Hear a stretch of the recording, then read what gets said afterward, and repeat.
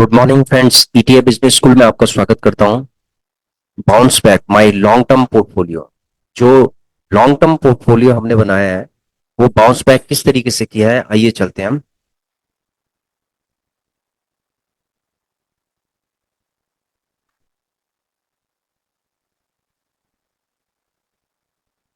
देखिए फ्रेंड्स, अभी जब मार्केट नीचे चली गई थी, इस मार्केट के अंदर एक करेक्शन था।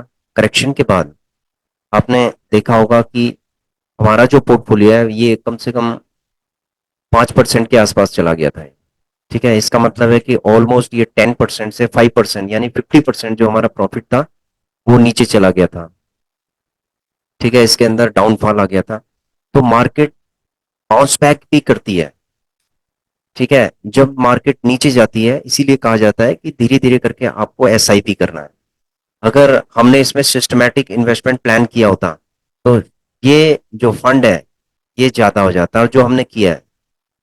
ठीक है, इसी तरीके से यदि आपका पोर्टफोलियो, ईटीएफ का पोर्टफोलियो अगर नीचे चला जाता है तो आपको इंडिविजुअल ईटीएफ को आपको एनालाइज करना है। उसमें ये देखना है कि कौन सा 40 से नीचे, आरएसआई से नीचे चला गया है। जो 40 से नीचे आरएसआई से चला गया तो उस पर आपको नजर रखनी है। जैसे ये देखिए, ये 45 के आसपास यानी 42 के आसपास आ गया था यहाँ पर, तो यहाँ पर एक बाइंग अपॉर्चुनिटी थी। थोड़ा थोड़ा करके इसको बाय करना होता है, एकदम से बाय नहीं करना होता। तो इसी तरीके से आप एनालाइज कर सकते हैं। जैसे हम देखते हैं सीपीएससी का, तो सीपीएससी कहां पर चला गया था। सीपीएससी का देखते हैं, ये देखिए सीपीएससी का लगभग 48% के आसपास चला गया था। तो मार्केट जब ऊपर से नीचे यानी 105 से जब ये 99 100 के आसपास था तो वहां पर भी हम एसआईपी कर सकते थे। तो उसके बाद इसी तरीके से हम और भी देखते हैं।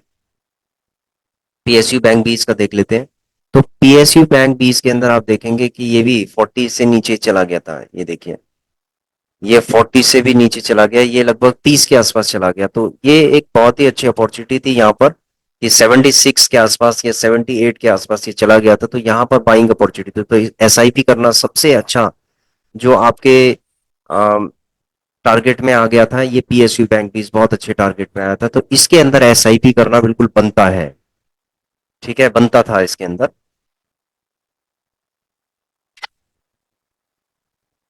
उसके बाद अगर हम टाटा सिल्वर की बात करें तो टाटा सिल्वर के अंदर भी अपॉर्चुनिटी बनी थी। ये देखिए, ये लगभग 24 23 के आसपास यानी मार्केट बहुत ज्यादा, जो सिल्वर है बहुत ज्यादा नीचे गिर गया था। एक तरीके से जैसे क्रैश होता है उसी तरीके से हो गया था। तो यहाँ पर भी एक अच्छी अपॉर्चुनिटी बनी थी एसआईपी करने की। तो एसआईपी देखिए फ्रेंड्स, यदि आप लॉन्ग टर्म इन्वेस्टिंग कर रहे हैं तो एसआईपी आप तभी करें जब मार्केट नीचे की तरफ होती है, यानी आरएसआई जब 40 से नीचे होता है उन उन ईटीएफ के अंदर आप थोड़ा थोड़ा करके इन्वेस्टमेंट करते रहें, थोड़ा थोड़ा करके इन्वेस्टमेंट करते रहें। ठीक है, जैसे आईटीबीज है तो आईटीबीज का देख लेते हैं एक बार।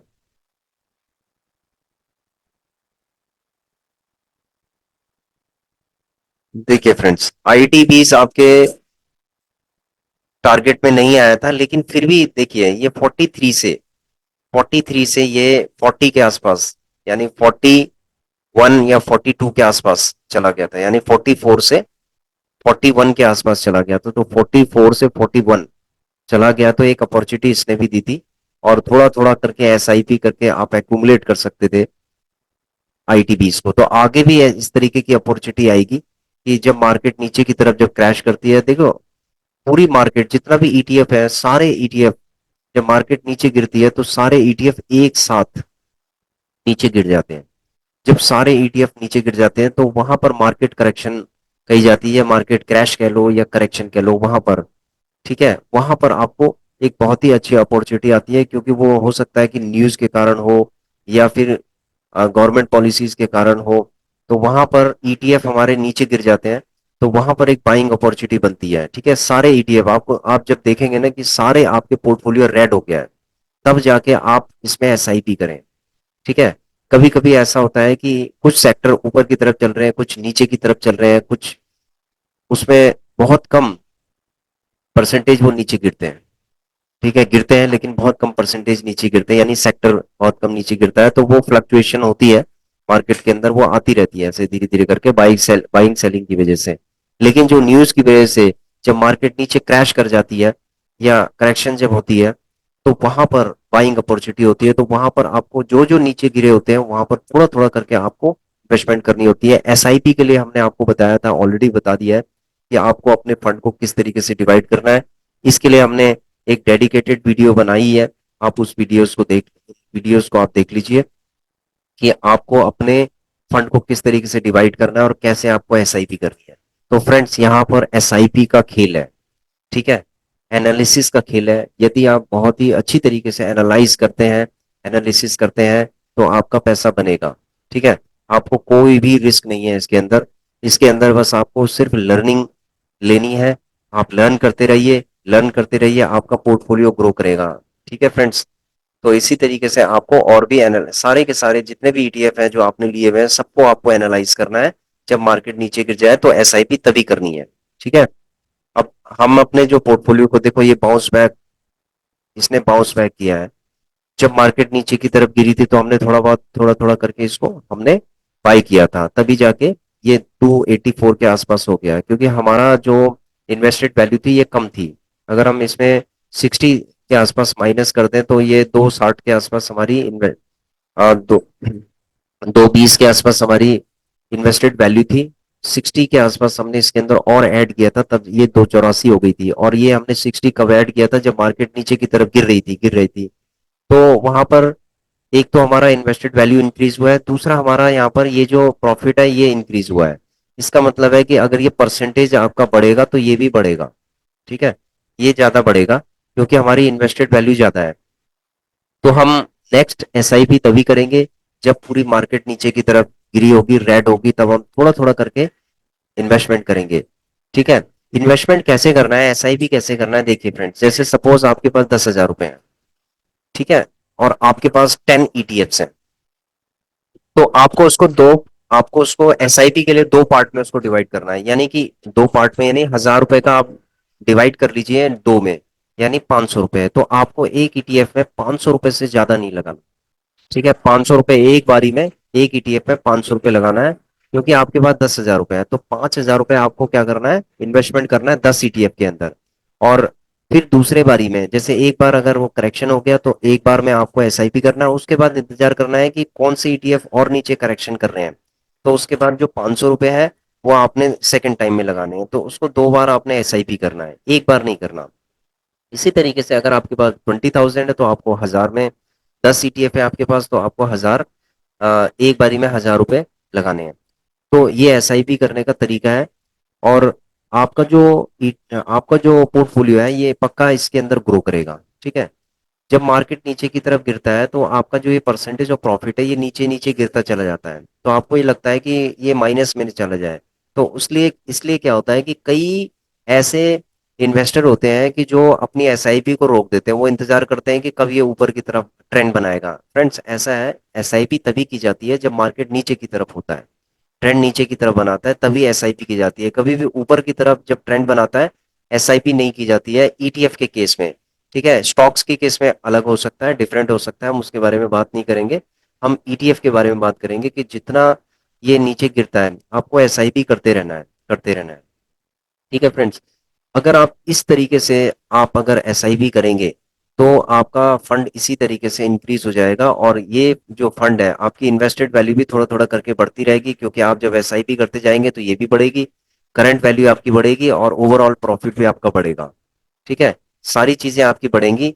और जिस दिन ये प्रॉफिट मान लीजिए आपका एक अच्छा लमसम हो गया, सपोज मान लीजिए कि ये 10 lakhs के आसपास हो गया, तो वहां पर उस केस में आप क्या कर सकते हैं कि अगर मान लीजिए 30% का प्रॉफिट हो गया और आपका टोटल 10 lakhs के आसपास हो गया, तो आप उसको एग्जिट कर सकते हैं, उस पोर्टफोलियो को पूरा एग्जिट कर सकते हैं 1 साल के बाद, ठीक है। ये लॉन्ग टर्म कैपिटल गेन के अंदर आएगा। इसमें 12.5% का आपका टैक्सेशन का वो आएगी, इसके अंदर कंप्लायंस आएगी कि आपका 12.5% का टैक्स कटेगा। तो अगर आपने 1 साल के बाद मान लीजिए कि 10 लाख रुपए आपने निकाल दिए, उसके बाद आप इसके ऊपर ट्रेडिंग स्टार्ट कर सकते हैं। आ, इस पोर्टफोलियो में आप ट्रेडिंग स्टार्ट कर सकते हैं। ट्रेडिंग के लिए हमने एक नया, सॉरी, दूसरा हमारा डीमेट अकाउंट है, ठीक है। आप हमारी ओल्ड जो वीडियोस हैं, जो पुरानी प्रीवियस वीडियोस हैं, आप उनको देख लीजिए। जो हमारा जीरोधा के अंदर जो हम जिसमें हम ट्रेडिंग करते हैं, उसको भी आप देख सकते हैं कि हम किस तरीके से ट्रेडिंग करते हैं। तो उसी तरीके से आप ट्रेडिंग करके थोड़ा थोड़ा करके अमाउंट इसमें से जब निकालेंगे, तो आप जो दूसरा डीमेट अकाउंट है, सपोज आप ट्रेडिंग इसमें करते हैं, तो आप इन्वेस्टमेंट इसमें रिकमेंड किया जाता है कि इसमें मत करिए, क्योंकि वो मिक्स हो जाता है। आपको अगर इन्वेस्टमेंट करना है जो दूसरे डीमेट अकाउंट के अंदर, वो प्रॉफिट आप उसके अंदर डालते जाइए, धीरे धीरे करके डालते जाइए, डालते जाइए, डालते जाइए, और ये एक लॉन्ग टर्म में वो एक बहुत बड़ा फंड हो सकता है। ठीक है फ्रेंड्स, तरीका यही होता है मार्केट में काम करने का, कि एक डीमेट अकाउंट से जो आप प्रॉफिट बना रहे हो वो दूसरे के अंदर आपको डालना है और उसके बाद उसको ग्रो करना है। तो एक दुकान आपकी इस तरीके से ईटीएफ की आपकी दुकान चलती रहेगी। ये एक बिजनेस है, इसको आप एज ए बिजनेस आप समझिए। शुरू शुरू में आप एज ए इन्वेस्टर होंगे, उसके बाद जब आप ट्रेडर बन जाएंगे तो ये टोटल एक तरीके का बिजनेस है। इसके अंदर आप थोड़ा थोड़ा करके आप अपना प्रॉफिट निकालेंगे और उसके बाद उसको री इन्वेस्ट करेंगे, या फिर आप अपने होम मेकर्स को एम्पावर कर सकते हैं, उसको आप अपना घर भी चला सकते हैं। ठीक है फ्रेंड्स, तो माइंडसेट यही होना चाहिए कि धीरे धीरे करके आप इन्वेस्टमेंट करते जाएं, आपको प्रॉफिट होता जाएगा। जब एक बड़ा पोर्टफोलियो हो जाएगा तो उसको आप एग्जिट कर दीजिए पूरा। यहाँ पर 30% के उसमें आप एग्जिट कर दीजिए उसको, पूरे पोर्टफोलियो को, और उसके बाद उस पर आप ट्रेडिंग स्टार्ट कर दीजिए।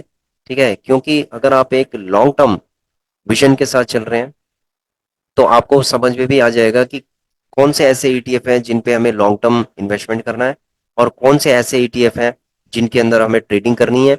ये आप इन्वेस्टिंग के बाद जब आप 1 साल 2 साल 3 साल जब आप इन्वेस्टिंग करना स्टार्ट कर दोगे, तो आपको अपने आप समझ में आ जाएगा कि कौन से ईटीएफ अच्छे हैं, कौन से नहीं है। फ्रेंड्स, ऐसा है कि हमने जो वीडियोस बनाए हैं, ये किसी को डिपेंडेंट करने के लिए नहीं बनाए, ये किसी को टिप्स देने के लिए नहीं बनाए हैं कि आप यही ईटीएफ लीजिए। फ्रेंड्स, आप ये नॉलेज के लिए है वीडियोस, इसमें आप नॉलेज लीजिए और आप अपनी एनालिसिस करने के बाद आप अपने आप इन्वेस्टमेंट कीजिए। ठीक है फ्रेंड्स, आपको समझ में आना चाहिए कि आप इंडिपेंडेंटली किस तरीके से इन्वेस्टिंग करते हैं। हम आपको इंडिपेंडेंट बनाना चाहते हैं कि आप अपने आप लर्न कीजिए, इन्वेस्टमेंट कीजिए, अपने पोर्टफोलियो को ग्रो कीजिए, और उसके बाद जब आपका एक अच्छा खासा पोर्टफोलियो हो जाए तो आप उसके ट्रेडिंग करना स्टार्ट कीजिए। तो ट्रेडिंग करने के बाद जो प्रॉफिट होगा उसका आप क्या करेंगे, देखिए, या तो आप अपने जो एक्सपेंडिचर है उनको मैनेज कर सकते हैं, या फिर आप री इन्वेस्टमेंट कर सकते हैं। ये आपकी मर्जी है कि आप क्या करना चाहते हैं। ठीक है फ्रेंड्स, प्रॉफिट आपका है, आप जो भी करना चाहते हैं वो आपकी चॉइस है। ठीक है फ्रेंड्स, हमारा काम है आपको ट्रेनिंग देने का, नॉलेज देने का, और हम हर चीज को प्रैक्टिकली बताते हैं। ठीक है, देखो, यदि आप बहुत सारे यूट्यूब चैनल को आप देखेंगे तो वो अपना पोर्टफोलियो नहीं दिखाते हैं। ठीक है, यहाँ पर हम अपने पोर्टफोलियो को भी दिखाते हैं। इसके अंदर अगर ग्रोथ आ रही है तो ग्रोथ भी दिखाते हैं, और अगर ये माइनस हो रहा है तो माइनस भी दिखाते हैं। सारी चीजें हम दिखाते हैं, इसमें इसमें कोई भी हिडन नहीं है। और हमने इससे पहली जो वीडियो है उसको जरूर आप देखिएगा। इससे पहली वीडियो आपको मैं दिखाता हूँ। देखिए फ्रेंड्स, ये वाली जो वीडियो है, पैसे से पैसा कमाने की एजुकेशन लेने के लिए सब्सक्राइब कीजिए। देखिए फ्रेंड्स, इसमें हमने अपना पीएनएल का दिखाया है 1 साल का, कि 1 साल के अंदर देखो पैसा बनता है ईटीएफ के अंदर। ईटीएफ के अंदर आपको कभी भी नुकसान नहीं होगा लॉन्ग टर्म में, यदि आप प्रॉपर लर्निंग करके इसके अंदर काम कर रहे हैं। ठीक है, ये भी एक तरीके का बिजनेस है, और ये पैसिव इनकम कमाने का बिजनेस है, इसको सीखना पड़ेगा। ठीक है, बहुत लोग है ना जिनके पास 2,000 3,000 5,000 होते हैं, वो लोग क्या करते हैं कि स्टॉक मार्केट के अंदर एंट्री करते हैं, आते हैं, और अपना जो फंड है उसको ऑप्शंस एंड ट्रेडिंग में लगा देते हैं। उसके बाद वो चला जाता है, फिर लगाते हैं, फिर चला जाता है। तो ऐसे करके वो लाखों रुपए का धीरे धीरे करके नुकसान कर देते हैं। फ्रेंड्स, वो लोग अपना सेल्फ ऑडिट करें कि उन्होंने कितना नुकसान कर दिया है। और अगर बहुत ज्यादा नुकसान हो रहा है, यदि आपको फायदा ही नहीं हो रहा जिस चीज का, तो उसको करने से क्या फायदा है ये बताइए। और जिस चीज में आपको फायदा हो रहा है, मैं कह रहा हूँ कि इसके अंदर आपको चाहे 1,000 रुपए का भी फायदा हो रहा है, 500 रुपए का फायदा हो रहा है, 2,000 का फायदा हो रहा है, लेकिन फायदा तो हो रहा है ना। उसके अंदर तो जो आपकी जेब का है वो चला गया ना। ठीक है, आपने लाखों रुपए नुकसान कर दिया, किसी ने 20,000 का नुकसान कर दिया, किसी ने 40,000 का नुकसान कर दिया, किसी ने 1 लाख का नुकसान कर दिया है। तो नुकसान ऑप्शन एंड ट्रेडिंग के अंदर बहुत नुकसान करते हैं लोग। तो उस नुकसान से बचने के लिए आप उसको स्टॉप कीजिए, और उसके बाद ईटीएफ के अंदर आइए। इसके अंदर कोई भी आपको नुकसान नहीं होगा, ये एक लॉन्ग टर्म होराइजन के साथ आइए। फ्रेंड्स, अगर आप ग्रीड के साथ आएंगे ना मार्केट के अंदर, तो आपको कभी भी फायदा नहीं होगा। ग्रीड के अंदर आने से कोई भी फायदा नहीं होगा। आप कंपाउंडिंग के सिस्टम को समझिए, ये लॉन्ग टर्म में ही बनता है। पैसा हमेशा लॉन्ग टर्म में बनता है। ठीक है। यदि आप वास्तव में थोड़ा थोड़ा करके अगर पैसा कमाना चाहते हैं, तो ईटीएफ के अंदर ट्रेडिंग करके भी आप धीरे धीरे करके कमा सकते हैं। ठीक है, हमारी पुरानी वीडियोस आप देख लीजिए, उसके अंदर हम ट्रेडिंग करते हैं ईटीएफ के अंदर, स्विंग ट्रेडिंग करते हैं, और धीरे धीरे धीरे करके हम थोड़ा थोड़ा प्रॉफिट निकालते रहते हैं मार्केट से। कभी 5,000, कभी 7,000, कभी 10,000, इस तरीके का जो प्रॉफिट है, कभी 3,000, इस तरीके का जो प्रॉफिट है, छोटे छोटे प्रॉफिट निकाल के उसको री इन्वेस्ट करते रहते हैं। और इस तरीके से हमारे पोर्टफोलियो ग्रो होते रहते हैं। ठीक है फ्रेंड्स, पोर्टफोलियो की ग्रोथ पे ध्यान दीजिए आप।